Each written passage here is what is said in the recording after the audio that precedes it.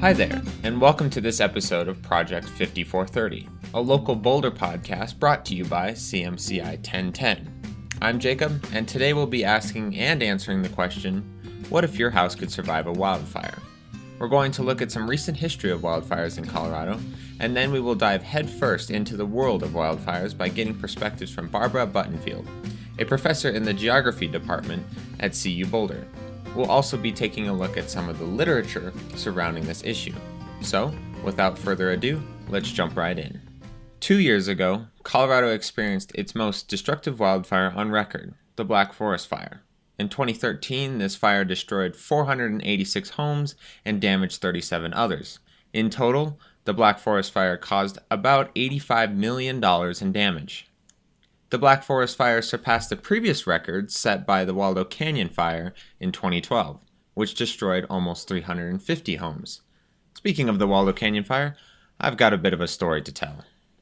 In the summer of 2012, I was visiting my grandparents in Woodland Park, Colorado. Woodland Park is a small town just west of Colorado Springs, nestled in the shadow of Pikes Peak. This town would soon become my home, but that's beside the point. I honestly couldn't tell you how I first learned that the Waldo Canyon Fire had started, but I didn't think much of it. I figured the firefighters would put it out and nothing would happen. Fast forward a couple days and we were under a voluntary evacuation. We could leave if we wanted to, but it wasn't required, yet. In fact, this is when I first learned to drive. My grandfather determined that there weren't enough drivers in the event that we did need to evacuate quickly. So, he took me out to the high school parking lot, and as one of the biggest wildfires in Colorado's history was burning just miles away, I learned how to drive. Woodland Park is a 20-minute drive up Highway 24 from Colorado Springs. This drive is routine for many folks that live in the area, but all of a sudden, the road was closed.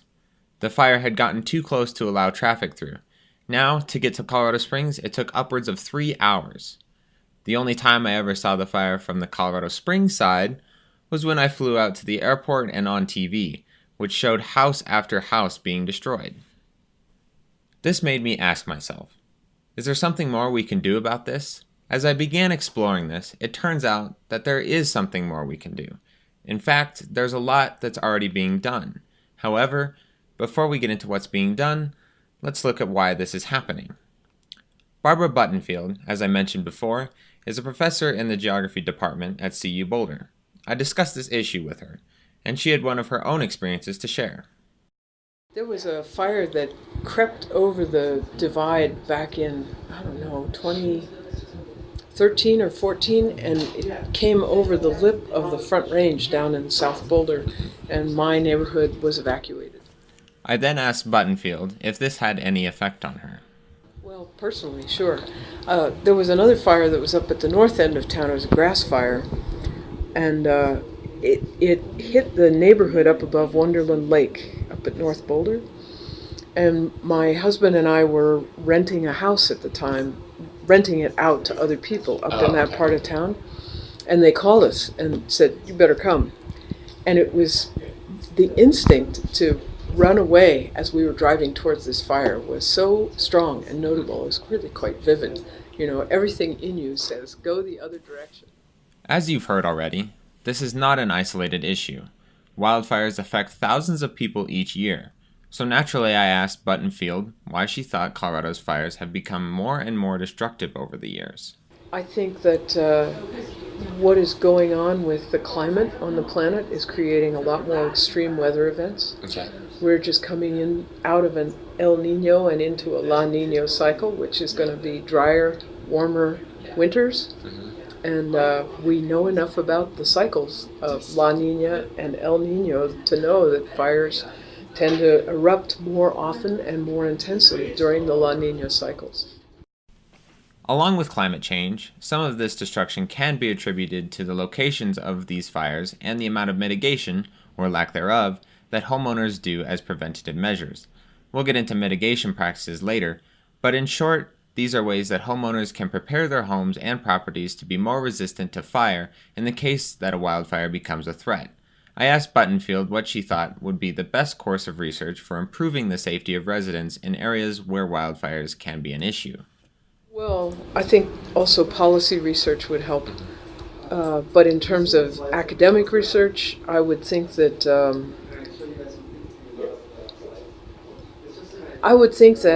targeting informational campaigns to the local community and to state lawmakers, both local and state lawmakers, about the costs of mitigation and really how much cheaper it is to mitigate than to repair would probably go a long way. Now that we know a little bit about why we've been seeing more and more destructive fires in Colorado, let's look at mitigation, a topic that I alluded to before. The U.S. Forest Service, the U.S. Geological Survey, and organizations like Firewise have been working hard to inform people that live in these ever more popular areas of the danger of wildfires. In an article by Mike Lamp with Colorado Public Radio, he talked with researcher James Meldrum about what homeowners can do to protect their properties. Meldrum says one of the big things is defensible space. That's the idea that if you clear vegetation around your property, around your structure more specifically, you are going to reduce the risk of fire reaching your property so it will get less direct exposure to your house. You are also going to make it easier for firefighters to come in and defend your house. And with that, I would like to thank you for listening in. And if you take one thing away from this episode, I would like it to be this. With a little bit of due diligence and awareness of your surroundings, your house can indeed survive a wildfire.